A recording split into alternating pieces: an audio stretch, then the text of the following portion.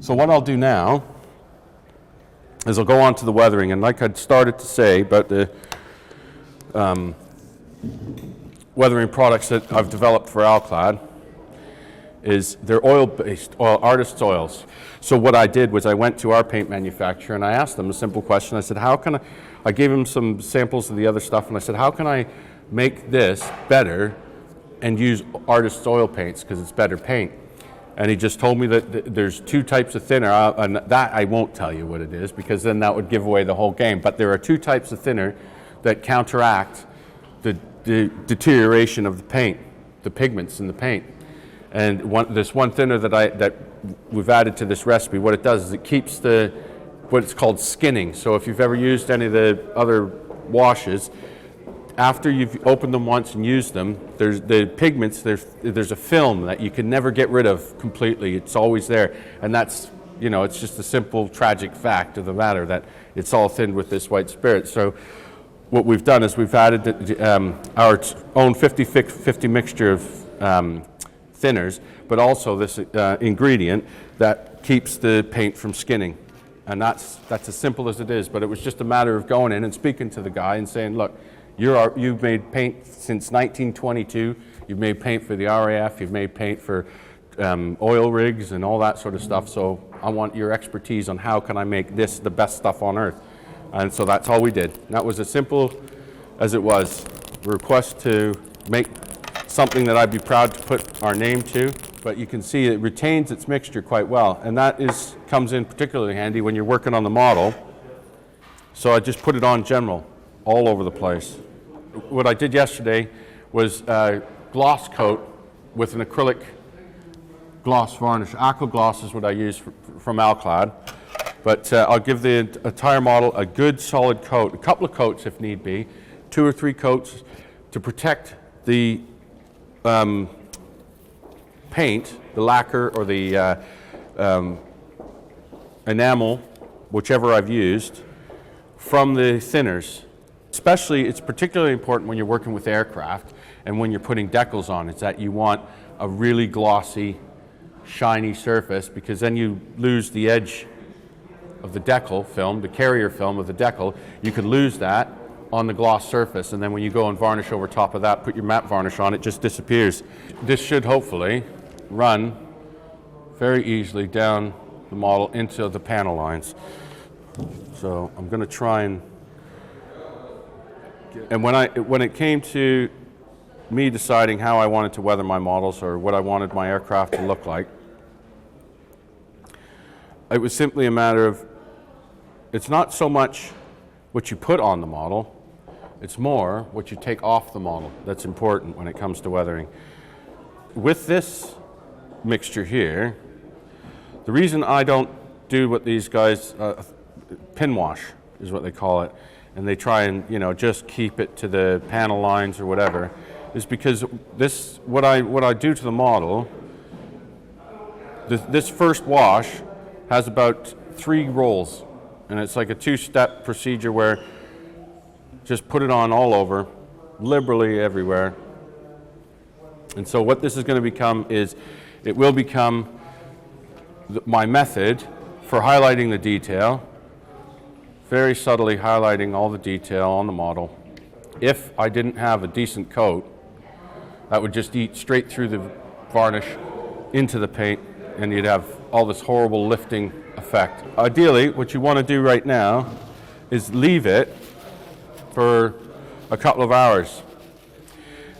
And the beauty about these washes is I've tested them to the extremes, and found out the working tolerances that this stuff has.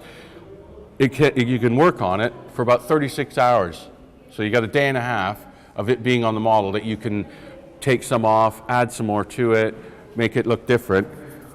And you can do that for, like I said, about 36 hours working time, which is quite good. Because these are designed for armor as well as aircraft, I've got like rust, which isn't going to be too much use on aircraft because, as we know, aluminium doesn't oxidize like that. It builds up in white.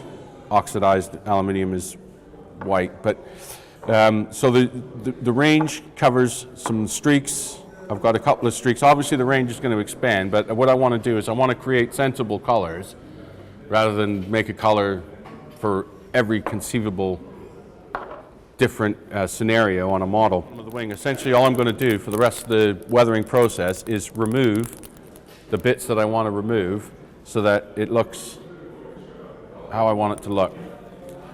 And that's all the weathering process is.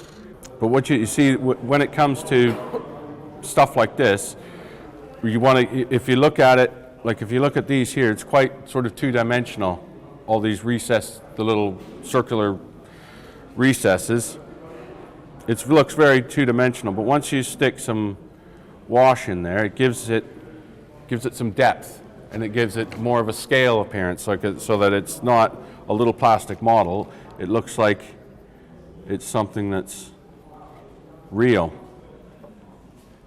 And that's all you're trying to do with the wash. You're not trying to sort of hide any defects or I don't know, but all you want to do is highlight the existing detail on the kit. The reason that you want to leave it for a couple of hours to dry is if you start working too quickly, what you do is you end up pulling the wash out of the recesses, so like in the panel lines. But here, I think this bit is going to be dry enough to start working with. It's more important about what you take off the model. Following the airflow, I want to add some subtle, very subtle streaks effects. So if I keep using the brush, following the direction of airflow as it goes over the wing, but I've also kept it in the panel lines. And as you can see, as I go each pass with the brush, I remove more and more of the wash. And so where you look at this, if you look at this side and you say, good God, he's ruined it, it's awful, it looks terrible, then you look at where we've been removing some of it, and there we can see it's getting back to, there's spots where there's bright, shiny airframe aluminium coming through, but that's as easy as it is.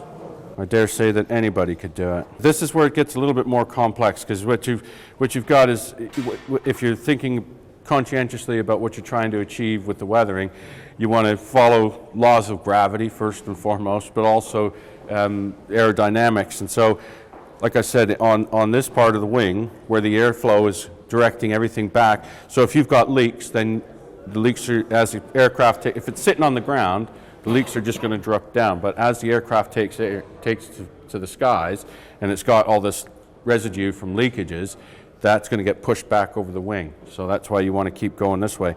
But on a place like this, where when the aircraft, and I've seen people do this as well, they weather it and it's like beautiful streaks going down the side of the model, and then it's a tail-sitting airplane, so the streaks should really be going this way down the model, right? So it looks kind of odd, because all that streaking that you would see there would only happen when it was sitting on the ground. And because I'm working so quickly, after putting the wash on the model, is I'm desperately trying to find places on here that are dry enough for me to work with, so we're not standing around here looking at me do nothing. Get rid of all the residue that's on the brush so you can start fresh. But that's the beauty of this stuff as well, is that we're now sufficiently dry in most places that I can start working a little bit more rigorously. A lot of guys like to use cotton buds, and you can soak them, dip them in thinner, but I find that when I dip them in thinner, it takes off too much, and then when it reanimates the wash itself, then you can start pulling the stuff out of the recesses. But you know, the cotton bud is quite a good and effective way of removing quite a lot at once, and it's very absorbent. So this is just going to take, you can see where we started out with what any rational person would say, well, that's a bit heavy, that's a lot of wash on the model, you've ruined it. You can see, and over the white, this should be quite a good example as I take it off. And you can see, if you were doing like a tank or something like that, where I've left this streak here, you can imagine on the side of a Sherman tank where the fuel caps are that dripping down the side, you just leave streaks and all that sort of crap in there. I'm just going to leave those two streaks there because I like the thought of playing with them a little bit. So you can see It's very subtle, but in all these recessed rivets, I've just picked up all that detail very easily. And it's not like black, it's not pure brown, it's just the right mixture. The guy who made this used 85% raw umber and 15% Payne's gray to make a color that was darker than like a pure brown, but also not black. So it looks convincing, and that's the effect. I think it's quite a good wash to start as a base. This side of the wing has had a little bit more time to dry, so it's a little bit easier to work with to get more of what I want off the model. If you want it to be not very heavily weathered, quite lightly weathered, you just keep removing more and more. Do filters or different washes on top of that, like I'll put on some fuel streaks and stuff. But if I was going to do different, I'd leave it overnight, give it a day to dry that wash, let that dry, and then so when you start putting the next wash on top of that, or the next, like a filter or other effects, you've given that time. It won't reactivate the wash that's already on there. That'll be nice and dry, and then you won't end up pulling all the wash out of the lines. And then you decide at one point, there's a little voice inside your head that says, okay, that looks right. You've done it. And then at that point, you should stop. And I'll show you a trick here that I like to do. That's good enough. Right. So, I'll take a very small amount of, all right, we'll go from the, say, edge of the wheel well. And obviously this is going to be very big, but it'll show you what basically. So what I'm doing is basically putting the base down for oil streaks. And so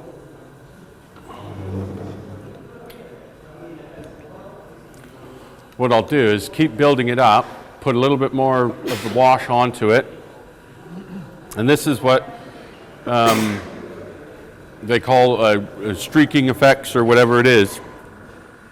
But that's just a wash that they've used in a different method. So what I'll do is put a little bit more.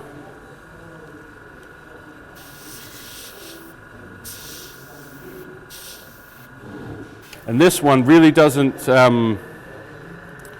show off its qualities until it dries. When this stuff, when the sand and light earth, when this stuff dries, it looks awesome. It really does. Even I was a bit surprised with the first batch results. I'll stick it in the wheel well. And ideally, how you want to build the light dust or sand, whatever you want it to represent, you want to build it up so it's pooling, so that when the carrier agent or the thinners, once that dries, then it just leaves the pigment essentially in hopefully where you wanted it to go. You can see it's starting to give it a bit of a dusty, dirty look. For me, I like it to be quite weathered, but in a convincing fashion. Get it. The beauty stuff about alclad, and that's the one thing I've always sworn by, is you don't need to worry about the mixture. It's already done. I don't have to bother. It's just boom, straight out of the bottle onto the model. Thanks for coming, guys. I appreciate your time. No worries. Thank you. Cheers. Thanks, guys.